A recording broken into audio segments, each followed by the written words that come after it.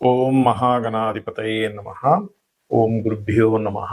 ఓం శ్రీమాత్రే నమః.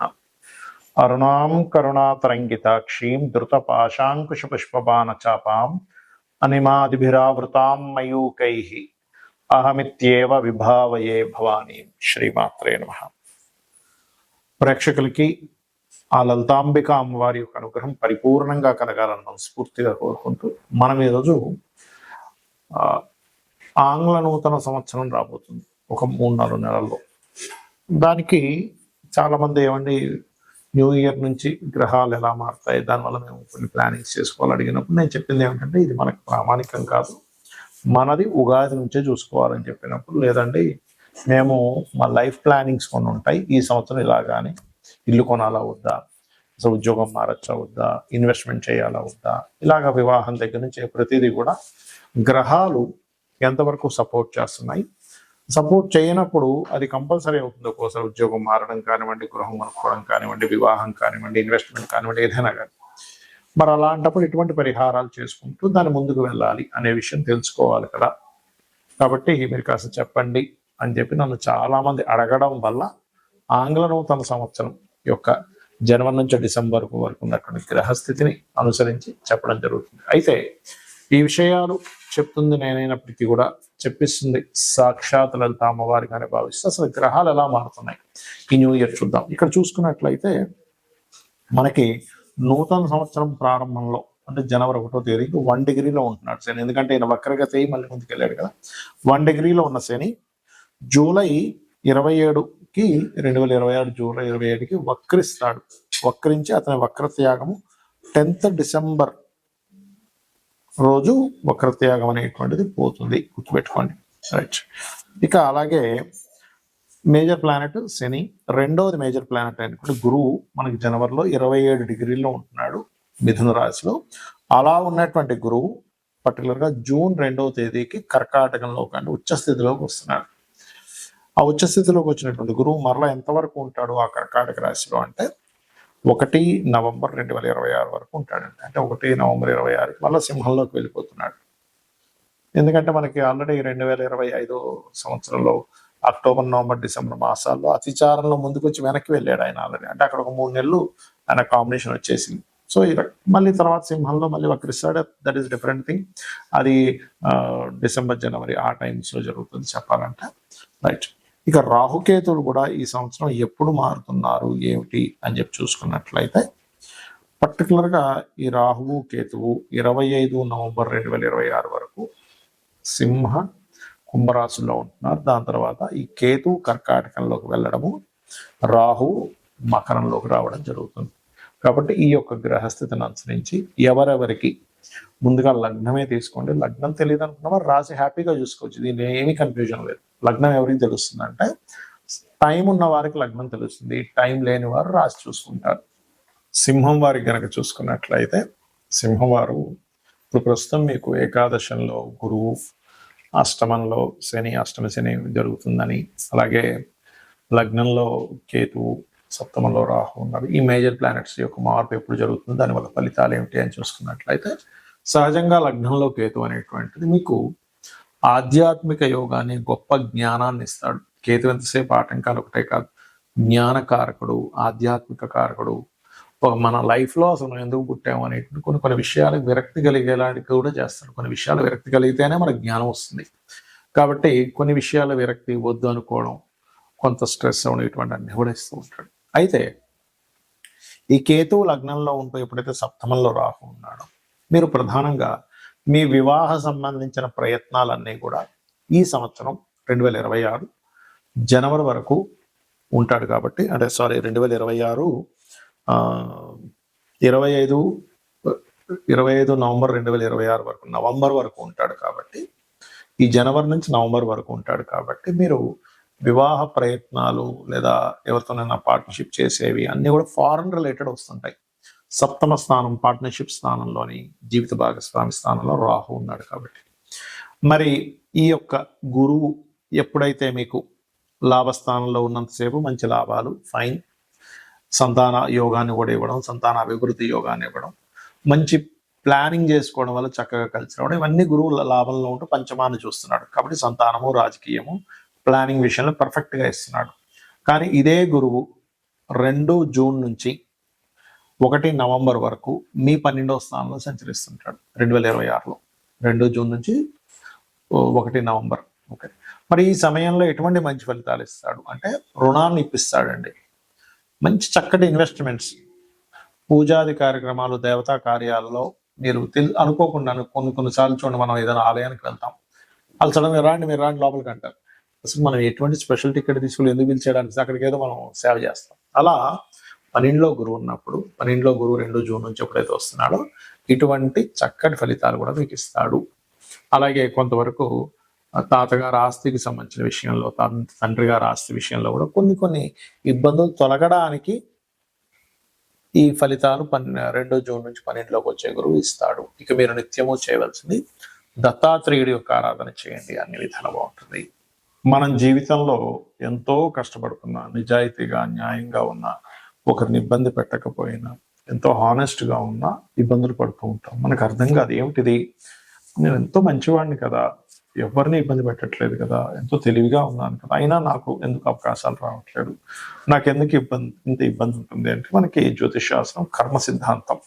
అంటే నువ్వు ఏ కర్మనైతే చేసావో ఆ కర్మ నువ్వు అనుభవించాలి, ఇంకోటి అనుభవించేది లేదు. కొన్ని ఉంటాయి, తల్లిదండ్రులు వంశం అనుభవిస్తూ ఉంటారు, కొన్ని దేవతా శాపాలు, కొన్ని పిశాచ బాధలు, ఇలా కొన్ని ఉంటాయి. అయితే ఇక్కడ మనం అర్థం చేసుకోవాల్సింది, ధనం రావట్లేదు పూర్వజన్మలో ఎక్కడో ధనపరమైనటువంటి విషయాల్లో నేను సరిగ్గా దాన్ని వినియోగించుకోకపోవడము, ఇబ్బంది పెట్టడము, అవమానించడము చేశాను ధనాన్ని, లేదా కుటుంబాన్ని సరిగ్గా చూసుకోలేదు, అప్పుడు ధనపరమైన ఇబ్బందులు వస్తూ ఉంటాయి.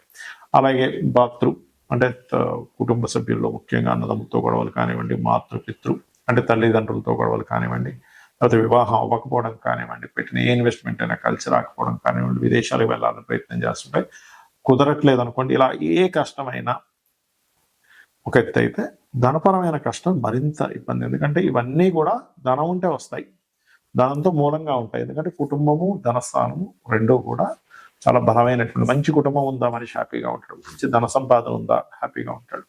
అయితే వీటితో పాటు అనారోగ్యము, కొన్ని పిశాచ బాధలు ఇవి కూడా ఉండవని చెప్పట్లేదు. కానీ మనం మరి ఎందుకు నిత్యము పూజలు చేస్తున్నా, లేకపోతే ఎంత చక్కగా ఉన్నా ఎందుకు మనకు అనుకున్నంత రావట్లేదు అంటే, మీరు చేసేటువంటి నిత్య పూజాది విధానంలో మనకి శాస్త్రంలో ఉంది ఏమిటంటే మంత్రము, యంత్రము, తంత్రము అంటారు. అంటే మంత్రం అంటే ఏమిటి, మీరు ఏదైతే లలిత సహస్రనామాలు చదువుతున్నారో, విష్ణు సహస్రనామాలు చక్కగా భక్తితో చేస్తున్నారు, ఏ అష్టోత్తరం, లక్ష్మీ అష్టోత్తరం ఏదైనా చేస్తున్నారు, అది మంత్రం. తంత్రము అంటే ఏ పుష్పాలు, ఏ ద్రవ్యాలతో చేస్తున్నారు. మనకు శాస్త్రంలో మన కామ్యం నెరవేరడానికి ఒక్కొక్క ద్రవ్యం చెప్పారు. కొంతమంది అక్షింతలతో చేస్తే, మరి కొంతమంది ఎర్రటి పుష్పాలతో చేయండి, లేకపోతే ఫలానా పదార్థాలతో హోమం చేయండి, మీకు శత్రు బాధలు ఉన్నాయంటే ఇలాగా మిరపకాయలతో చేయండి, లేకపోతే మిరియాలతో చేయండి అని చెప్తూ ఉంటారు. అది ద్రవ్యం. సో తాంత్రికం అంటే అది. ఇక యంత్రము ఎంత గొప్పదంటే మనకి మన యొక్క కర్మని కంట్రోల్ చేసేది ఉంటుంది. అయితే మనకి మార్కెట్లో కామన్గా ఇలాంటి యంత్రాలు మనకి చక్కగా లభిస్తుంటాయి, తెచ్చుకుంటారు, పూజించుకుంటుంటారు.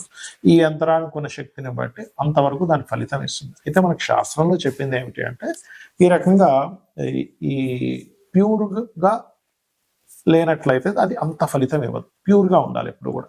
మనకి ఎనీ ప్రోడక్ట్ చూడండి, అది ప్యూర్గా ఉందా లేదా, అది ఎంతవరకు బలం చూపిస్తుంది అని చూస్తూ ఉంటాం కదా. ప్యూరిటీకి ఎక్కువ నాణ్యత, ఎక్కువ కాలం మనడము, దాని ఎనర్జీ ఎక్కువగా ఉండడం జరుగుతుంది. మన అందరికీ తెలుసు. ఆర్గానిక్ ఫుడ్ కానివ్వండి, మనం వాడే ఏ వస్తువు అయినా కానీ, ఒక లెదర్ బ్యాగ్ కానివ్వండి కదా. అలాగే శాస్త్రంలో వెరీ క్లియర్గా ఇలా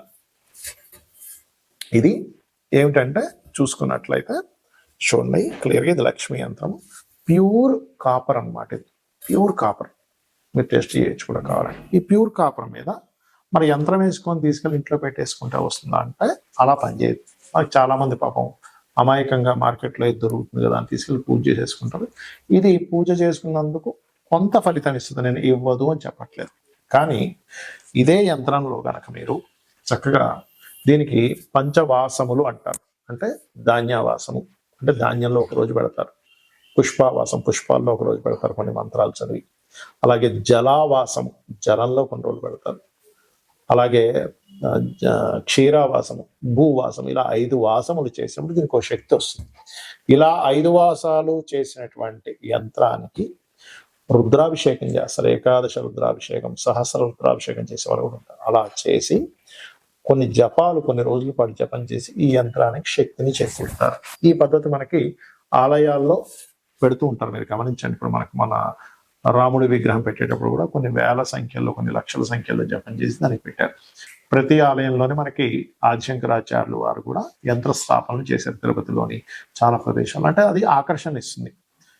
ఆకర్షణ ఎప్పుడైతే ఎక్కడైతే ఉంటుందో, ఎందుకంటే కుజుడు ఆకర్షణకు కారణం, కుజుడికి సంబంధించిన మెటల్ ఈజ్ కాపర్. కాబట్టి ఇక్కడ మీరు అర్థం చేసుకోవాల్సింది ఏంటంటే, మీరు అనుకున్నంత స్థాయికి మీరు వెళ్ళలేకపోతున్నారు, మీరు ఇంకా రీచ్ అవ్వలేకపోతున్నారు, ఎంత ధర్మంగా ఉన్నా, ఎంత కష్టపడుతున్నా అంటే మన కర్మ అడ్డుపడుతుంది. కర్మని తొలగించేటువంటి శక్తి కుజుడికి ఉంటుంది. అంటే కుజుడు అంటే ప్రయత్నం. అందుకే నువ్వు ప్రయత్నం చేయి, నీకు గ్రహాలు కూడా అనుకూలిస్తాయంటూ ఉంటారు. అంటే కుజుడు ప్రయత్నం, కుజుడు కష్టపడి చేసేది, ఎలాగైనా సరే విక్టరీ అవ్వాలని. అందుకే చూడండి, ఎవరికైనా కుజుడు స్ట్రాంగ్గా ఉంటే వాళ్ళు ఈ యొక్క స్పోర్ట్స్లో రాణిస్తారు. సరే, ఏంటంటే కర్మకారకుడు, ఆయన మనకేం శత్రువు కాదు, మన కర్మ మనకు అందిస్తున్నాడు. మనం ఒక రక్షణ కవచంగా మనం ఏర్పరచుకోవాలంటే మంత్రం, తంత్రం, యంత్రం. సో ఈ యంత్రాన్ని పెట్టుకొని మీ గోత్రనామాలతో చేయించుకొని మీరు కనుక ఇంట్లో పెట్టుకొని మీరు కనుక దానికి రోజు నిత్య అనుష్ఠానం అంటారు, పొద్దున్న సాయంత్రం చక్కగా పూజ చేసుకోవడము, దానికి నైవేద్యం కొబ్బరికాయను కొట్టచ్చు. పంచోపచార పూజ, ఏదో పెద్ద పెద్ద పూజలు ఏం అక్కర్లేదు. చక్కగా పంచోపచార పూజ అంటే గంధము, పుష్పము, అదేవిధంగా నైవేద్యము, ధూపం, దీపం, భక్తి శ్రద్ధలతో కనుక చేయగలిగితే మీరు పడేటువంటి కష్టానికి ఫలితం ఉంటుంది, గుర్తుపెట్టుకోండి. అయితే ఇక్కడ ఏంటంటే మనం తీసుకునేటువంటి యంత్రం దాన్ని ఎంత ఇదిగా క్రియేట్ అవ్వాలి. ఇప్పుడు చూడండి, ఒక సిమ్ కార్డు ఉంది, మనం వెళ్ళి సిమ్ కార్డు కొనేసుకొని మనం ఫోన్లో పెట్టుకుంటే పని చేయదు. ఎందుకు పని చేయదు? దాన్ని అది యాక్టివ్ అవ్వలేదు. సరే, యాక్టివ్ అయ్యింది, మంచి సిమ్ కార్డు తీసుకోవాలి. అంటే అలాగా మంచి సిగ్నల్స్ వచ్చే కంపెనీ తీసుకుంటాం, లేకపోతే సిగ్నల్స్ సరిగ్గా రావు. అలాగే సిమ్ కార్డు వేసుకున్న తర్వాత మళ్ళీ ఎవ్రీ మంత్ రీఛార్జ్ చేయడము, లేకపోతే ఫోన్ ఛార్జింగ్ పెట్టడము, ఎవ్రీ మంత్, లేకపోతే దానికి డాటా కొన్ని ఉంటాయి, అవన్నీ రీఛార్జ్ చేస్తుంటాం. అంటే అలాగే మనం ఏదో ఇంట్లో యంత్రాన్ని పెట్టేసుకోవడం కాకుండా ఈ యంత్రానికి సరిగ్గా పరివార దేవతలు ఎవరు, ఎటువంటి బీజాక్షరాలు, ఎటువంటి సమయంలో యంత్రం వేయాలి, దీనికి ఎలాంటి వాసాలు చేయాలి, దాని తర్వాత మనం తెచ్చుకొని ఇంట్లో పెట్టుకున్నాక కూడా దాన్ని ఎలాగ చేసుకోవాలనేటువంటి సరైన పద్ధతి కనుక చేసినట్లయితే మనకి, మన కర్మలకి, మనలో కూడా బుద్ధి చైతన్యం, అంటే నేనేం చేస్తున్నాననే ఒక క్లారిటీ, నేను ఎలా కష్టపడాలని ఒక క్లారిటీ, ఏ రకంగా ఉండాలనేటువంటి ఒక క్లారిటీ ఆ యొక్క అమ్మవారు మన బుద్ధి అందు ప్రవేశపెడుతుంది. తద్వారా మనం జీవితంలో కష్టాల నుంచి బయటపడగలుగుతాము. శ్రీమాత్రే నమః.